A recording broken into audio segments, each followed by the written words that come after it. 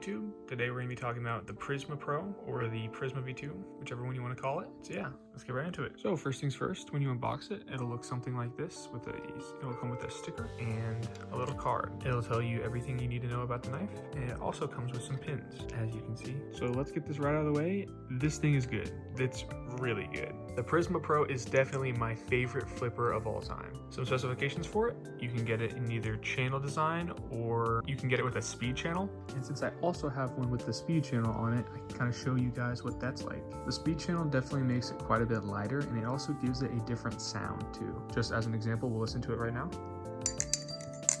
Versus definitely a different sound, a different tang to it. The Prysma Pro is made out of 7075 aluminum, which does mean it would be hard to anodize if you were to get it modded somehow. And trust me, I have tried to get this anodized. As you can see, it has a very bead blasted finish. And I wanted to get it anodized so I can cover up the bead blasted finish. But as nobody in the community really anodizes aluminum, that's very hard to do.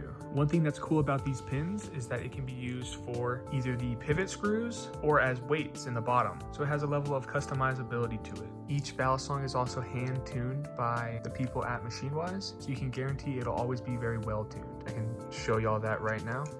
This is all the give that you have. Kind of ridiculous. And here's a little sound test for it.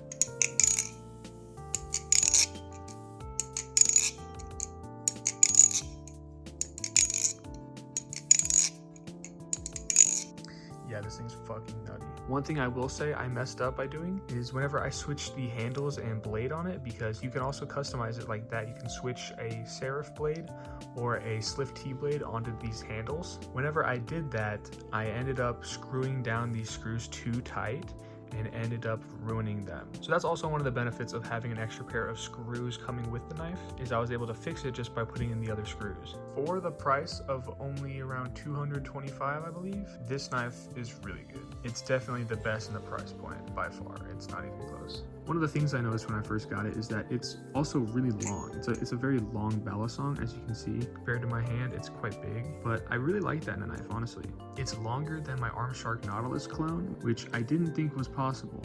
I've also heard the MachineWise serif is even longer, so I really want to get a serif and test that out. Now this knife, because of its length, doesn't flip like most other knives. If you're used to something like the Squid Industries Crack-A-Rackin', this thing is going to flip completely different to that. It's not exactly the golden standard like the Crack-A-Rackin' is, nor do I think it's used in competitive flipping, but I think it's a very enjoyable knife to flip. Because the tolerances are so good, you'll feel it as you flip. It just feels so responsive. It's like the most responsive knife I have. Tolerances wise, I feel like it's pretty comparable to the one Tsunami. That knife is also quite nutty. But yeah, let's go over some more specifications. It's also on Zen pins. I believe they are press fit, so you shouldn't have any issues with the Zen pins coming out. The knife is also on bushings with stainless steel washers, and as I mentioned earlier, the blade and handles can be switched between any MachineWise Balisong. That is one of the perks of buying from MachineWise. You can have something like this, the Snake Knife. This is a Slift T blade on Prysma Pro handles with the speed channels, and overall it's probably my most expensive knife. And one thing I've noticed actually is the tolerances for this knife is actually better than the Prysma Pro tolerances.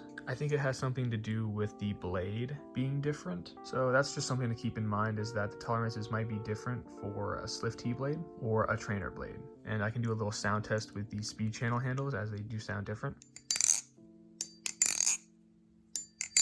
Having this knife with a Slift T blade really makes me want to get a Slift T or a serif. But as I don't really flip live blades, that might not be the best purchase. But maybe in the future, the serif or the Tsunami would definitely be my holy grail of choice. One thing I will say is I would like the milling here to be a little deeper, as it would provide a little more grip, but that's honestly such a small qualm for how good this knife really is. One thing I forgot to mention as well about the stainless steel washers is that they will not need replacing. You only get one set of washers with the knife because that's all you need. Now, if you were to lose one, that would be a different story, but stainless steel washers won't need replacements, unlike brass washers, which do need replacing after prolonged use, of course. Doggy. But yeah, I guess I'll end this video off with a little bit of flipping.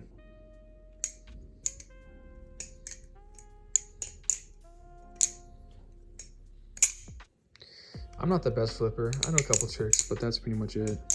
See if I can hit a shortstop real quick. Oh, I did. Let's fucking go. Anyways, yeah, like, subscribe, comment. Leave me a comment. I love reading y'all's comments. And yeah, I'll see y'all in the next video. Peace.